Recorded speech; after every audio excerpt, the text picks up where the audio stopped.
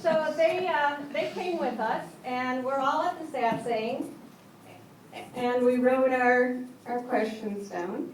Yep. And we wrote our questions down, and he just so happened to pick Steve's question.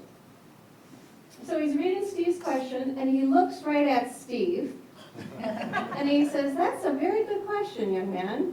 Where are you from?" And I'm going, "Oh my God, how did he know this?" You know, and here I had wrote a question about the virgin birth, being Catholic, wanted to know how true that was. And I didn't want anybody to know that I wrote this question. And I'm thinking, oh my God, he's going to know that I wrote this question, you know, so I'm so embarrassed. Sure enough, he gets to my question, and he picks it up and reads the question about the virgin birth, and he looks right at me. And he goes, "So, you want to know if the virgin birth is a real thing?" You know, and I said, "Yeah." And he said, "I don't want to answer that question right now." So I didn't know what to take from that. So now I knew he could read minds. Next time we come, well, a few times later, I guess.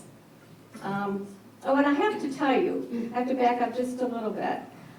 I was being raised Catholic and being excommunicated, and like I said, I was a very dedicated Catholic. Wrote my scapular, said my rosary, the whole 9 yards. In fact, at one point I thought I would become a nun.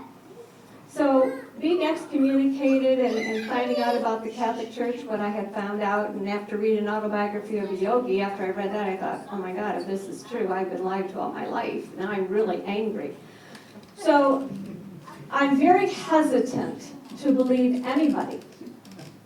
Anybody. I'm not going to belong to any religion. I've been scammed all these years, and it's not.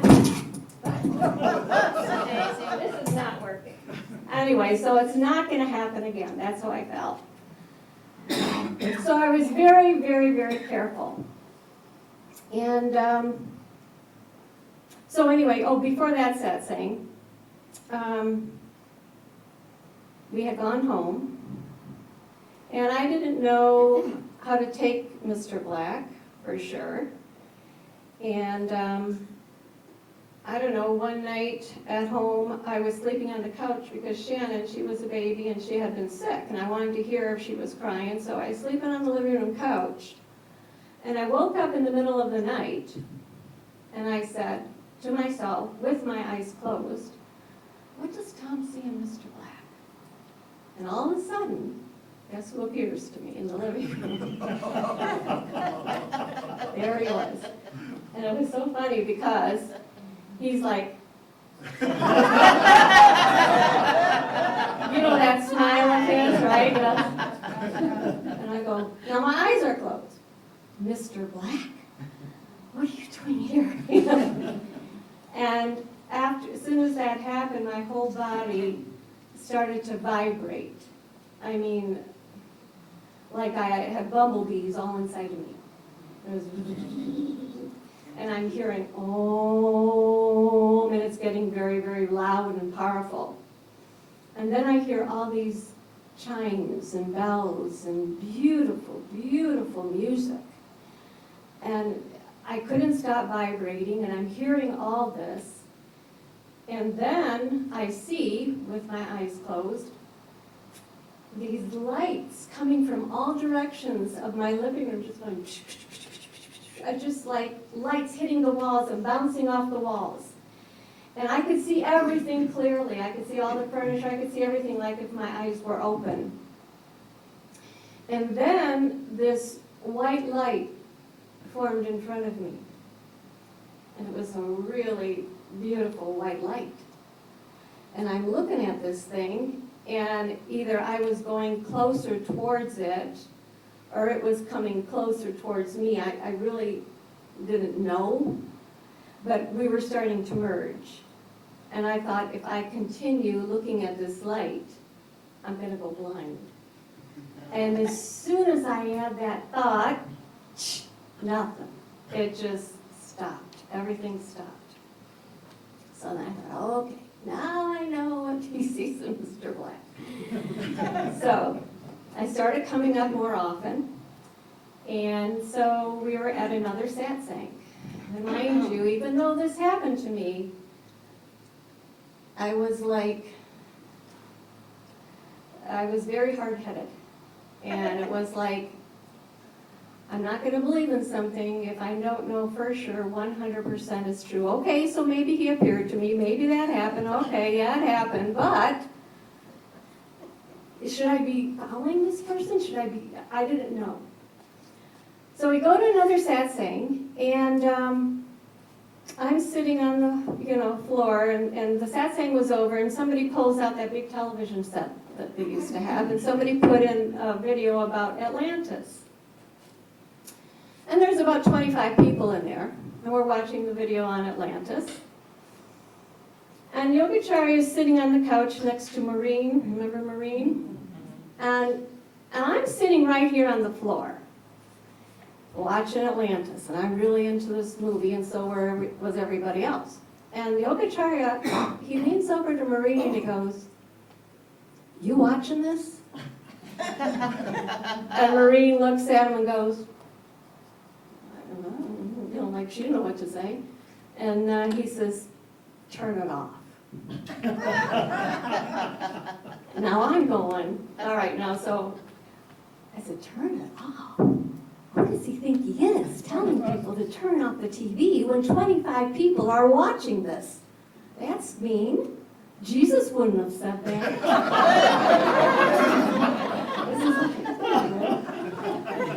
And then he was barking some other orders about how high the lights have to go, and people wanted it lower. He wanted to turn the lights up. No, turn them up.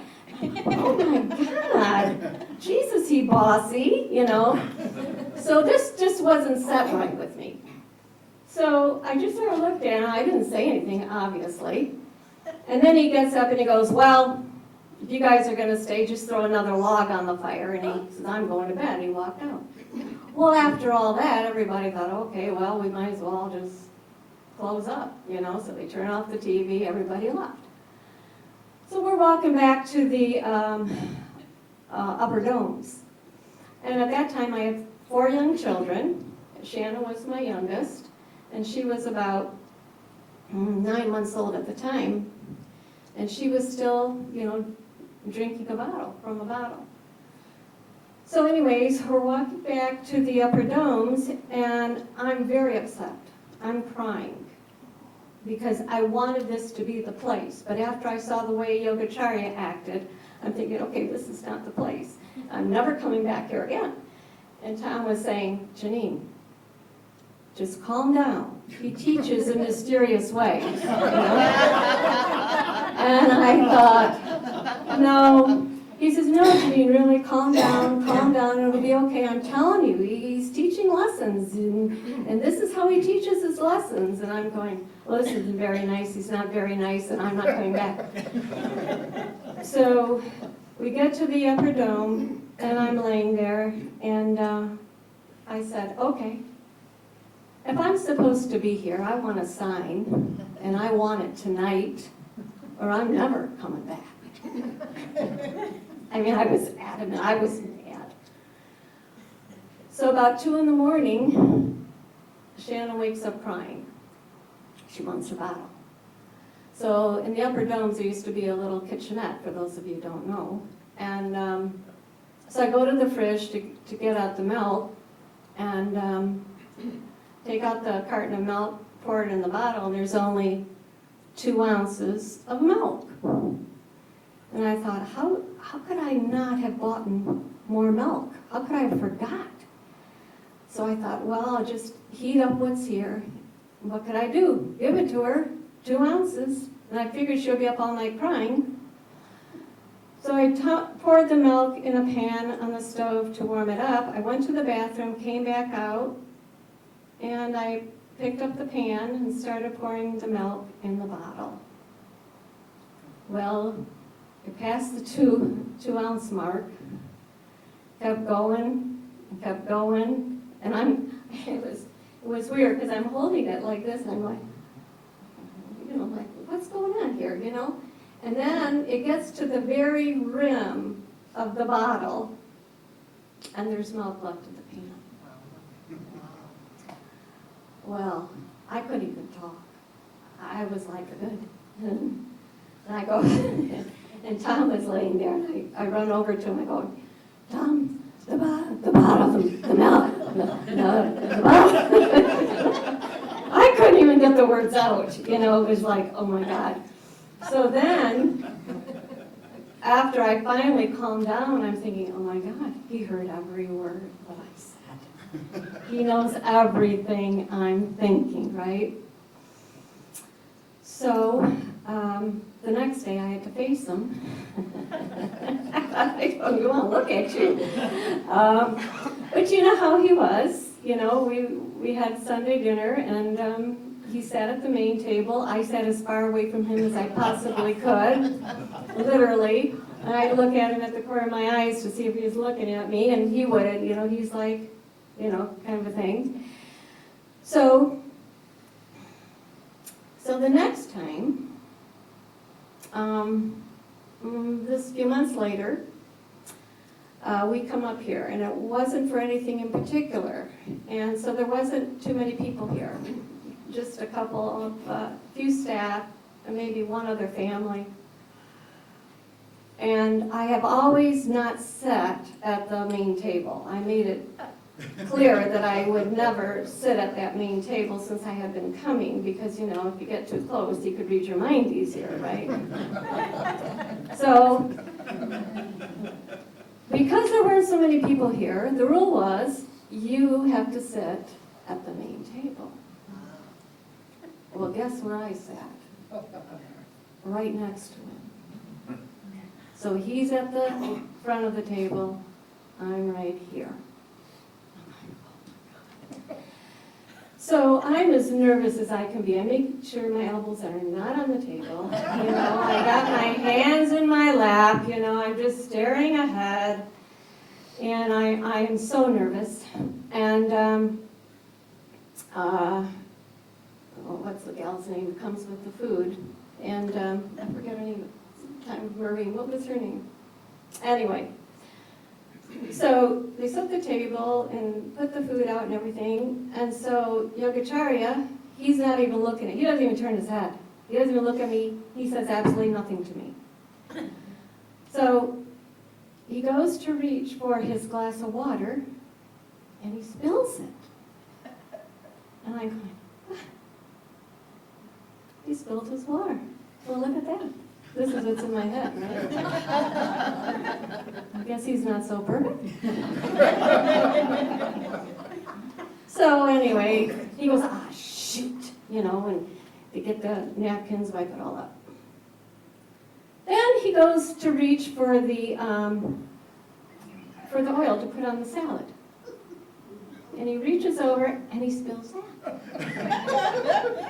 Oh, can you believe that? He spilled his water and he spilled the oil. Wow, Then he went to reach for something else and he knocked that over. I think it was the pepper, so I forget what it was, but he knocked that over. There was 4 things. Oh, and I'm going, wait a minute, this just isn't a coincidence here that he's spilling everything. Who does that? And then it hit me like a ton of bricks. This was all done for my benefit, just to relax me and let him know he's human too. And because I was so in awe of him, I've often wanted to go to the boathouse to talk to him. Which I do now. But I couldn't, because I was so in awe of him. It was like going to meet Jesus. What would you say? What do you say? So anyway, he did so much for me. He turned my life completely around at a time when I so desperately needed something, something to believe in. And after reading autobiography and meeting him, and then the last really cool thing that he did for us, when Shannon was 19 months old, she had to have hip surgery. And I was a nervous wreck over it. And we came up to the ranch. This is before the surgery. She was going to go in the day after Thanksgiving, and this was like a week prior or so. And we're leaving to go home, and Yogacharya is standing at the door. And I told him, I said, my daughter's going to have hip surgery, And I explained a little bit to him, and he looked at her, and he put his hand on her knee and said, she's going to be fine. So after the surgery, I'm thinking she's going to be in terrible pain because she was in traction for 3 weeks. They had to put a pin through her knee because her femur, she didn't have a, what do you call it? A socket. And so they had to build a socket for her. They had to pull her femur down and then put it into the socket, and then they had to put pins through it. I mean, it was a big ordeal. So I knew she was going to be in terrible, terrible pain. And so anyway, she comes out after the surgery, and immediately I want to give her something for the pain. And they gave me some kind of drops, and she wouldn't take it. She's doing this kind of a thing. She wouldn't put it in her mouth.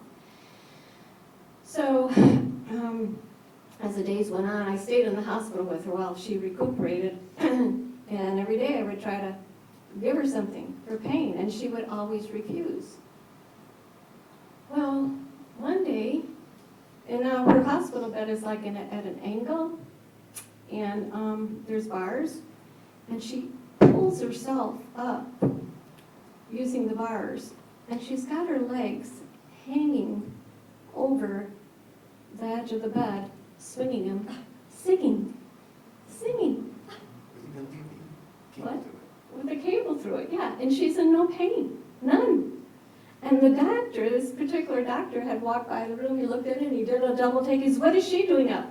I said, "I can't get her to lay down." He said, "Well, she shouldn't be up there swinging her legs and singing, So through the whole ordeal, even after I brought her home, and she was in a complete body cast when I brought her home, and she was in that for months, never was she in pain.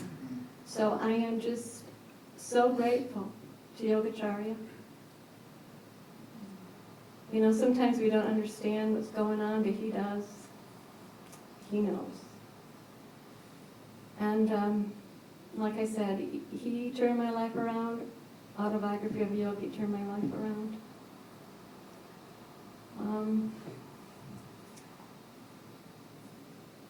It made all the difference in the world to me.